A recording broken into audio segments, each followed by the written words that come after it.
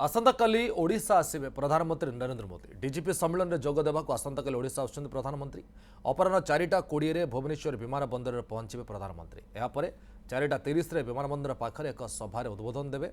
सभार शेष पर प्रधानमंत्री सीधासख राजभवन जिवे प्रधानमंत्री स्वागत पर विमान बंदर राजभवन पर्यंत रास्तार उभय पार्श्व में जनता उपस्थित रहिबे संध्या 6:30 राजभवन राज्य कार्यालय आसवे राज्य कार्यालय 2 घंटा पर्यंत सांसद मंत्री विधायक और वरिष्ठ कार्यकर्ता सहित आलोचना करेंगे यापर पुनर्बार राजभवन फेरीजे प्रधानमंत्री कार्यक्रम में राज्य बीजेपी उपसभापति गोलोक महापात्र अधिक आलोचना कर डेप्यूटी मैनेजिंग एडिटर इनपुट प्रशांत स्वाई।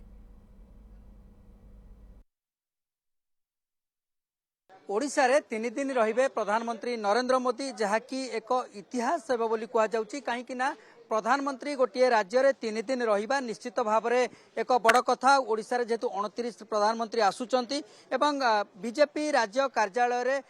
एठी माराथन बैठक अछि कार्यकर्ता सहित डबल इंजिन सरकार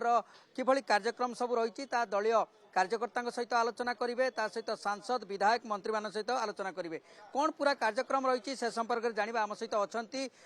राज्य बीजेपी उपसभापति गोलोक महापात्र। गोलोक बाबू आपको स्वागत करुच्ची न्यूज 7 को। प्रधानमंत्री ओडिशा रे 3 दिन रहिबे डबल इंजिन सरकार रे प्रधानमंत्री आसुछन गोटे राज्य रे 3 दिन रहिबा आपण मानक पई पूरा राज्य पई केते बड़ उपलब्धि एवं किबळी देखुछन देखंतु आम पे आसंता काली गोटे ऐतिहासिक दिन इथि पई कि आपण देखिबे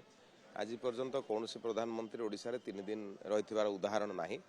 तेणु प्रधानमंत्री आसुछन्ति ओडिशा रे 3 दिन रहिबे आम पे गोटे गुरुत्वपूर्ण विषय डीजी कॉन्फ्रेंस रे रहिबे एवं तादर प्राधान्य से भारतीय जनता पार्टी को दैचंती आसिला परे एयरपोर्ट रे 4:20 रे ओल्हेला परे आपण एयरपोर्ट पाखे गोटे फेलिसिटेशन सभारे से जोग देवे पाखापाखि अध घंटे सेठी रहिबे एवं सेठू ओडिशार विभिन्न पारंपरिक वाद्य नृत्य सहित तांको स्वागत करा जिवो रास्ता कड़ जाक लोक मैंने अपेक्षा करेंगे सेठू से जाकर पहुंचे गवर्नर हाउस रे गवर्नर हाउस रु 6:30 बेले आसिक पार्टी कार्यालय पहुंचे एटी पार्टीर एमएलए एमपी पार्टीर सीनियर लीडर मानक साथे 2 घंटार एक बैठक हम से बैठक रे आमे आशा करूछु विभिन्न प्रकार उन्नयनमूलक कार्य को लेकर हुए तो चर्चा आलोचना हो पारे जदि आम पाखे स्पष्टता ना जहाँ जो भली से भाई चाहिए से भली भाव में चर्चा आलोचना हम सरला पार्टीर कार्यकर्ता मानक संगे डिनर करेंगे फोटो सेसन करेंगे पुणी 8:30 से जीवे। देखो सबू संभावना को अस्वीकार करा जाई न पारे सबू कथा हबार संभावना अच्छी किंतु से होचंदी भारतवर्ष प्रधानमंत्री तांको पाखरे कौन एजेंडा थिबो से एजेंडा बर्तमान क्या कह जाए ना